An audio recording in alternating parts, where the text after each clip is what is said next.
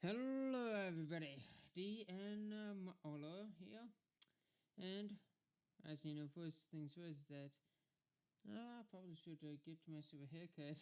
My hair's getting a bit long. Now how long may I ask? Well, long enough that I can actually just do an emo hairstyle here. That's it's so long that I'm now able to do the putting the hair of one eye. But I was always curious about how could people have the hair over like one eye or even, or God forbid, both eyes see now that. And so part of me always wanted to just grow my hair out long enough to just see what it would look like. And just as I suspected, you can barely see anything. Seriously. I don't understand why some people just love to put hair over one eye and all that. I mean, what to just give that mysterious look and all that. I mean, it makes it a lot harder to see. Well, when we got hair in front of one eye, and seriously, is your ability to see really worth disabling yourself? Yeah, it's kind of ridiculous.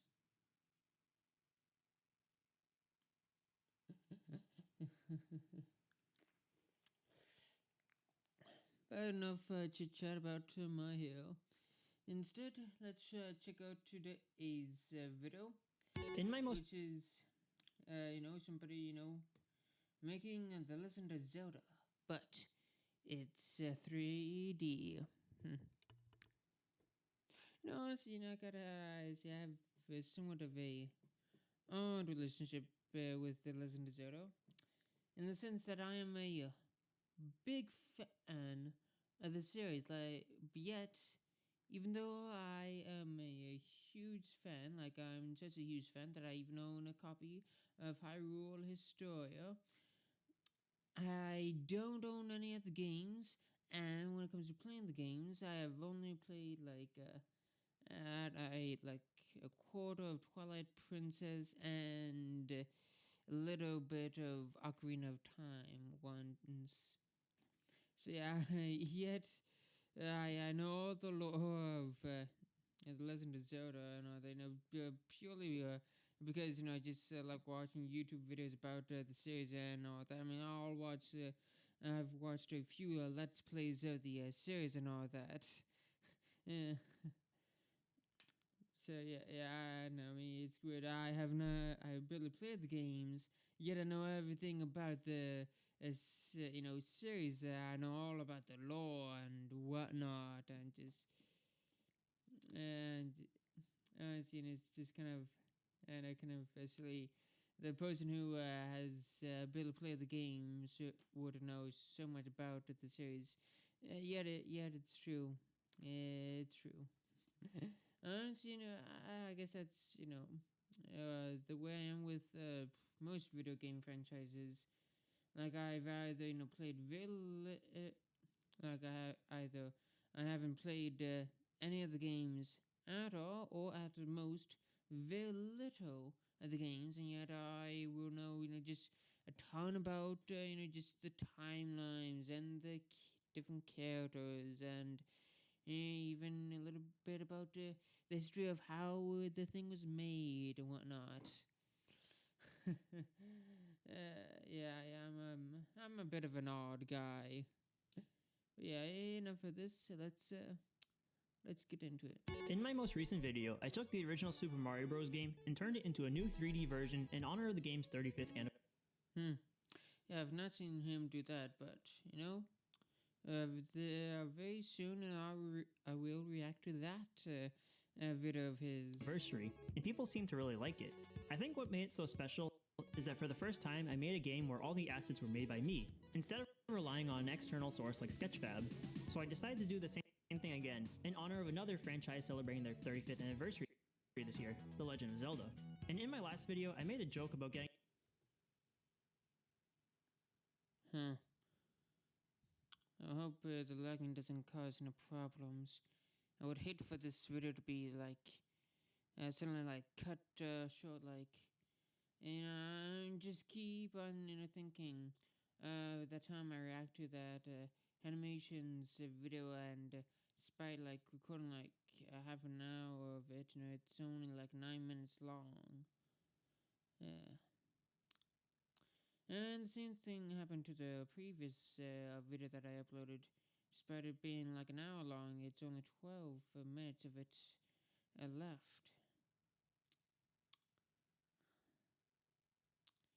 Yeah, I mean, I did try fixing the lag, so hopefully it does not. That issue does not happen again. I do not want that to happen again. Getting to 100,000 subscribers, since at the time I was only at 50,000, and now somehow I'm well past 200,000, one of whom is Ludwig. I guess the only thing left to do at this point is to head towards 1 million, hopefully by the end of the year. So, I guess the only thing, and now somehow I'm well past 200,000, one of whom is Ludwig. I've heard of this person, but I'm not the most familiar with Ludwig. I have heard his name, yet I'm not the most familiar with exactly who he is. His name keeps on popping up every now and then. I know that I guess the only thing left to do at this point is to head towards 1 million, hopefully by the end of the year. So, subscribe. Usually when remaking a game, I tend to only create the character and then the first level of the game, and then create a video to go along those two things. I don't know what happened this time, but apparently I decided it was a good idea to create the entire overworld from the original Legend of Zelda. I think you might be starting to see why it's been so long since my last upload. I also decided to create all of the overworld enemies and the items, all in the same voxel art style that I learned last time. But let's not get ahead of ourselves yet. The first thing I wanted to do was get a working character model for Link. To get started, I based a model for Link off of the 8-bit amiibo that Nintendo released a couple of years ago. However, everything in the game has two distinct animation frames, so I needed to alter that model to create the second frame. Then I imported both models into Unity and made a basic walk cycle using these two models, but it looked kinda bad. I decided to create a third animation frame to pass through both of the other two frames by keeping his legs in the middle. Throwing this into the walk cycle makes it wow, that looks much smoother. Look much better. The next thing I wanted to do was make a model for swinging the sword. For this, Link swings his shield out to the side and thrusts his sword forward. His mouth also opens up slightly, and you can almost hear his famous shouting in the background. With these models finished, I was done working on Link for now, and then decided to start working on modeling the overworld, which is where I spent most of my time. I found a picture of the overworld, which included everything I needed to know, including enemy spawns, item locations, and hidden entrances. With this, I could get started. First, I made a giant plane. Now I wonder if he also, does all the various dungeons that are hidden throughout the overworld. And scaled it up to match the dimensions of the map. Then I added a material to match the color of the ground from the game. The next thing I started doing was adding all of the rock structures. For this, I used Pro Builder to trace the outline of some of those rock structures are actually trees. The shape, and then I scaled it up to make it 3D. And then I went ahead and created a texture for the green rocks and applied it to a material that I could use on the new 3D shape. With the material applied, I could better visualize what it would look like, so I decided to make the structure 2 blocks tall based on the height of the texture. I repeated the same tracing process for the next few surrounding structures, and scaled them all up to be about the same height. Then I placed Link into the scene and tried getting a feel for it by walking around. It felt really claustrophobic, as everything seemed either too narrow or too tall. To get around this, I scaled it down to be 1 layer tall again, but then I shrunk the top face of the structure and then scaled that up to be 1 layer tall. Doing this, I could keep the same height without everything feeling claustrophobic. At this point, I decided to zoom out and appreciate all the work that I've done so far, and that's pretty cool. And he's only done a little bit. Barely even done anything. I continued on by finishing the last of the green structures. The only tricky part was over here by the entrance to level 2. There's a ladder here that brings you up to a higher elevation. I created a texture for the ladder, but I didn't really know what to do after that. If I made a ladder that is perpendicular to the ground, that would mean that this area would be directly above this area, but the map shows that it's set further back. So instead of making it a ladder, I decided to make it a staircase. Luckily, Pro Builder has a feature to automatically build staircases, but I decided not to use this for 2 reasons. The first reason is that it displays the texture weirdly, and the second is that the camera will jitter when walking up or down the staircase. So instead, I decided to just make it a flat plane and put it at an angle. With all the green structures done, I decided to start creating these little green bushes. First, I created the model in Magic Voxel, and then I imported it over into Unity and scaled it up to match the dimensions with the dimensions of the map. Now, if you remember, I made a joke last time about how much copying and pasting the developers of Super Mario Bros. Did, and yes, I realized that it was to keep the game files extremely small, but what those guys did is nothing compared to the amount of copying and pasting the developers of The Legend of Zelda did. Yeah, all the trees and bushes look exactly the same. The entire time I was placing around these bushes, I had my fingers glued to the Control-C and V keys. By the end of it, my pinky was hurting from holding down the Control key for so long, and I'm actually surprised I finished it without seeing sticky keys pop up even once. Oh, and by the way, if you were curious, there are apparently over 1,800 of these green bushes. Now, if we zoom out and look at the whole map, it actually looks like I've made a good amount of progress. Yeah. So I decided to do the exact same again, but for the brown bushes this time. Luckily, during all of this, I could select an entire group of bushes and copy and paste the entire group, so I didn't have to actually copy and paste thousands of bushes one by one. After finishing all the bushes, I decided to start modeling these rock statues. I don't know what they're actually supposed to be, but to me they look like snails, so I'd call them snail rocks. Yeah, they do. And I don't know what's wrong with my brain, but once again, I made a model that looks good from every angle except for the front, and it actually looks almost identical to the front-facing Koopa that I made previously, and now I decided that I wanted to start creating the water. I could have just placed a flat texture on top of the ground and called it water, but that would be boring. So I grabbed the water share that I've used in previous videos and used it again here with some textures that I made for the water. In order for the share to work properly, the object it's used on has to have multiple faces to make it look like the water's moving. If you use it on just one giant face, it makes it look really bad, which is probably why it didn't look all that great when I used it in the Sonic video. So I used Pro Builder to make a new shape and model it along the water. I don't really know much about 3D modeling, but I'm pretty sure having a lot of faces like this is generally bad, but it doesn't lag my game, so oh well. Now I wanted to make it look like the water level was below the beach, but the problem is that I used one giant plane to create the entire map. Apparently there's some experimental feature in Pro Builder that you can use to cut holes in faces, but when I tried to use it, Unity just crashed. So I tried it again, and it crashed again. I kept trying until finally it worked one time when I used a smaller cube, but after that it kept crashing, so I decided, alright, the water's just going on top of the beach now. And you know, technically I'm not wrong. I continued modeling the rest of the ponds and the lakes, and one of the rivers. I decided to save this river until later, and you'll see why when I get back to it. At this point, I decided to start modeling the brown rock structures that cover pretty much the rest of the map. The reason why I held off on doing this is because of all the ladders that change the elevation everywhere. There are some inconsistencies with the logic of the ladders. For example, down here there's a ladder that goes up, which should mean that everything from here on should be higher than the rest of the map. But continuing on from there, there's one more ladder that leads up to another point that's even higher. But right next to that is one ladder that returns back to the ground level. It doesn't make sense for two ladders to reach the same height as just one ladder, so that must mean that somewhere along the way the ground itself went down. There were a few places where I had to put ramps to change the elevation to match up with the ladders. The first spot is right here where I made a downwards ramp, and one is over here alongside the river, which is why I decided to hold off on that river. From here on, I just did a bunch of modeling to create the brown rock structures, and I gradually made the height increase as you go back, because I'm pretty sure this area is supposed to be Death Mountain. I also finished modeling the river, all the way up to the top, past the waterfall where there's a little pond. It's also worth noting that there's a secret in the top right corner of the map. In the original game, there's actually an invisible path leading up to a higher area, so I replicated this by turning off collisions on one of the blocks so that you can reach the ladder. Now if you zoom out, it looks like pretty much everything on the map is complete. Wow, that's pretty cool. He hasn't done the graveyard yet. And as you know, he has to put all the little entrances to the dungeons. Except for two areas with white rock structures over here and over here. I made one more texture for the white rock and quickly made the outlines for these last two 3D models. There are also two rows of white bushes, so I had to go and change to a new color palette for the bushes to create a new material. And then, since this is a graveyard, I had to make new models for the gravestones. I also had to create a new material to make the ground into a gray color in these areas. At this point, if you zoom out, it looks like the map is complete, and now I just had to create a bunch of props to put on the finishing touches. Other than the bushes and the snail rocks, there are various other props that fill up the world. One of which is these suits of armor that when touched actually turn into an enemy, but we'll get to that part later. At first I thought I could just use the model that I made for Link and swap on a new head to create the suit of armor, but it actually ended up being a bit more involved since the armor is actually thicker than Link is. Then I started making a model for the trees, and I realized while modeling the trees that the big tree dungeon entrances reused the same models except with a face in between, and it was a pretty similar process for making the other dungeon entrances and the obelisks. Then I Oh wow, that's pretty cool. placed these models in various places on the map, and turned off collisions on the openings so that Link could walk through them. I also realized that there are actually a few different versions of the dungeon entrances, one that has one eye, one that has two eyes, and one really large one that repeats the one eye texture twice. The final piece of the map that I had left was this desert area here that uses different textures for the floor, and with that, the entire map was now finished. I decided to take a quick stroll through the world that I recreated, but then I quickly got back to work. You know, I gotta say, this looks really fun. I would love to go through this myself. To realizing that this is basically just a glorified walking simulator. At this point, I wanted to start adding the enemies, so I took a look at all the enemies that appear in the overworld, and was really confused by one enemy in particular. Apparently, the rock is an enemy because it falls down the screen and can hurt Link.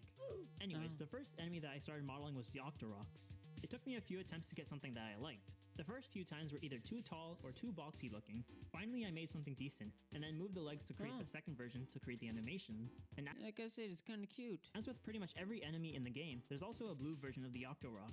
The next thing I did was edit the suits of armor to create the Armos enemy. Bumping into the armor suits will activate them and turn them into an Armos. And then I made the Tektites who have a pretty familiar animation cycle. For the next few enemies, I used a similar method to create the 3D models. First, I would create the 2D sprite from the front, and then create the 2D sprite from the side. Then I would lay them on top of each other and start building off of that. This was the strategy I used to make the Lionels and the Moblins, and I could also do something similar for the Levers and the Peahats. Also, for the Moblins, I decided to give them the third animation frame similar to Link because it looked weird without it, and the Levers and Peahats don't have any animations, they just spin. Similarly, the Genie and the Zora only have one animation frame as well for some reason. With all of the enemy models finished, it was time to start making AI to make them move. And this was actually my first attempt at creating an AI, and while it works, it's probably the dumbest solution I could have come up with, so I gave it the appropriate name of Artificial Unintelligence, or ANI for short. Basically, That's funny. I looked at how the enemies moved in the original game, and to me it looked like they just moved around randomly. So I decided to make a script that does exactly that. It works based off of randomly generated timers and randomly generated actions. By default, the enemy will start moving forward. Then it will create a random timer and randomly pick a number between 0 and 4. Each number represents a different action like rotating a specific direction or deciding to stop, and when the timer ends, it will perform that action. If it stops, it does the exact same thing, except that the stopping action is replaced with a go action, and it also has the ability to shoot a projectile while stopped. It's such a brute force method, but it looks pretty convincing, so I'm not complaining. But this specific script only works for the Octoroks, the Moblins, and the Lionels. I had to create different variations for the other enemies. I made a similar script for the Levers and the Peahats. When the script for them stops, they start to move down. The Levers will burrow underground, and the Peahats will stop spinning and land on the ground. Then I had to make another similar script as the first one for the Genie and the Armos. The only difference is that these enemies don't stop moving. Now for the Tektites, I had to write a completely new script because they have a unique movement pattern. I still applied the same logic though. Create a random timer, and when that timer ends, pick a random direction and jump. The last enemy script I made was for the Zoras. It combines elements from the first two scripts because these enemies shoot projectiles and they also randomly move below the water. The only new thing I had to add here was a trigger around the Zora, and once the player enters this trigger, the Zora will start facing in that direction. And with that, the enemies are now finished, so it's time for me to start making the items. First, I gave Link the ability to get the upgraded sword. The wooden sword can be obtained from an old man in the cave at the beginning of the game. He managed to create the interiors here. Very nice. This looks good. This is awesome. This looks cool. The white sword can be obtained from an old man in the cave near the top of the map, and it will do twice as much damage as the wooden sword. And finally, the magical sword can be obtained from an old man who lives beneath a grave in the graveyard. All of these swords also have the ability to shoot out a sword beam if Link has full health, and it will explode into 4 pieces on contact. I made a script that will change the material of the sword every few frames to give it the same look from the original game. Then I modeled the bow and 2 different arrow types since they function almost identically to the sword beam. The only difference between the normal arrows and the silver arrows is that the silver arrow does twice as much damage and is also needed to defeat Ganon. Next, I created a magical rod because it also uses the same projectile mechanic. It creates a beam that will do the same amount of damage as the white sword, and if Link gets the Book of Magic item, the beam will create a fireball when it makes contact with anything. The next item was simple because as far as I can tell, the only purpose of the flute was to drain the water level and reveal the entrance to the level 7. To create the boomerang, I just modified the projectile script so that it'll come back to Link after a short period of time, and for the magical boomerang, that period of time is slightly longer. The blue candle and the red candle will spawn fireballs, and while the blue candle can only spawn 1, the red candle can spawn them infinitely, enough to make me fear that my computer will crash. But these fireballs can also reveal secret entrances. The power bracelet lets you move certain objects, some of which reveal secret entrances. The bombs can be placed, and after exploding will create some smoke effects, and if placed in the correct spots will also reveal secret entrances. There are a lot of secrets in this game, but at least it's a secret to everybody. Obtaining the letter from the old man in a cave at the top of the map will allow Link to purchase potions from any of the old ladies. The blue life potions will restore your health once, and the red second potions will restore your health once, and then turn into a blue life potion. But to be able to purchase these potions, we need to get rupees first. So I made the rupees into a random drop from enemies. The one that flickers between yellow and blue is worth 1 rupee, while the blue one is worth 5 rupees. I also made it so that the enemies can randomly drop hearts, which will restore Link's health. The other two random drops that enemies may spawn are clocks, which will slow down all of the enemies and make Link invincible for a short time, and the fairies, which will completely restore Link's health. Then there's the heart container that will increase Link's health by 1 heart. And then there's the items that are used automatically in certain situations. The raft will allow Link to sail in water as long as he walks off of a dock, and a stepladder will allow Link to walk across gaps that he was previously unable to. Or you could use the stepladder to perform some trick shots Call of Duty style. The shield by that's incredible. default will block some projectiles, but getting the magical shield will block Link from all projectiles. And finally, the blue ring and the red ring will change the color of Link's clothes, as well as increase his defense. The blue ring will double Link's defense, and the red ring will double it again. After finishing the items, I got to work on adding the UI. I tried to replicate the look of the original with a black bar across the top, but it felt like it took away from the game, so I lowered the opacity on it. Then I just did everything exactly the same, except for the number of keys. The sword box will show the strongest sword that you have, and the item box will show your currently equipped item. Pressing Q and E will swap between all the items in your inventory. Then I made a simple counter for the number of rupees and bombs that Link currently has. I didn't mention this earlier, but Link will obviously lose rupees whenever he goes to a shop, but he will also lose 1 rupee per arrow that he shoots. And normally in Zelda games, Link has 20 hearts, but in this game he only has 16. And he also doesn't get quarters of a heart, because it only displays hearts in halves. The final thing I did for the UI was creating the minimap. I had to do some math to convert Link's position in world space to a position on screen space, and with that it will now track Link's position on the map. If I wanted to, I could easily swap out this blank map with a full map, but I'm not sure if the original had anything like that. And now I don't know, it was just a blank map. now it looks like the game is done, but now it's actually just an even more glorified walking simulator than it was before. Link still can't damage enemies, and they can't damage him either. I got to work on making it so that attacks will damage the player and the enemies, and it also made it so that when anyone receives damage, they have a knockback force applied to them, and start changing color for a brief period of time. When testing this knockback feature, I binded it to a button at first to test if it was working properly, and accidentally made a really cool speedrunning mechanic similar to the ones found in other Zelda games. Then the last thing I did was make it so that running out of health will create a death explosion effect, and with that, the entire overworld is now finished.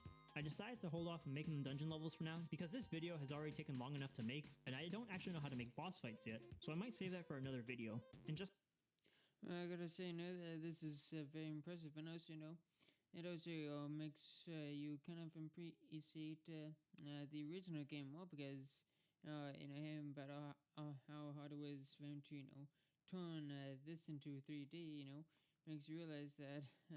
Makes you realize how hard it probably was to make the game itself. Not than how talented the original game developers were. So this was a pretty cool video. I really liked this one. Just like the Mario remake I made, I can't release this game either, but if you guys want to watch some extended gameplay, I made a video on my second channel for you guys to watch. Alright, see ya. Yeah.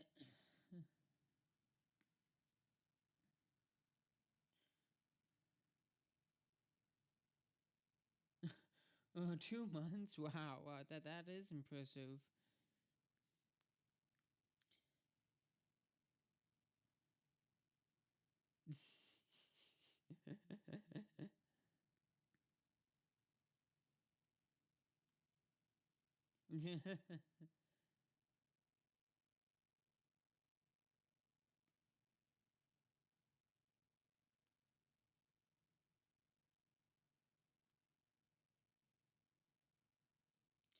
Yeah.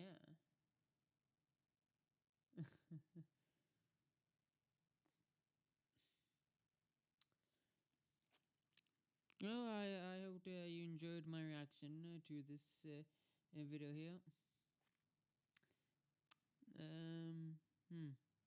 Well, I guess I don't really have much else to say, except that if you want to, watch me react to the first few episodes of Liberty's Kids, then you can do that right now on my Patreon.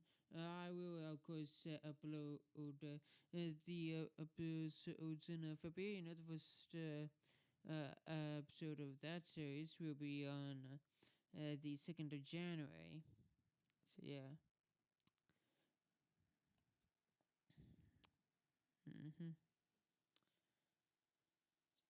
Oh, anyway. Guess that's all for now. I hope you have a good day, and goodbye.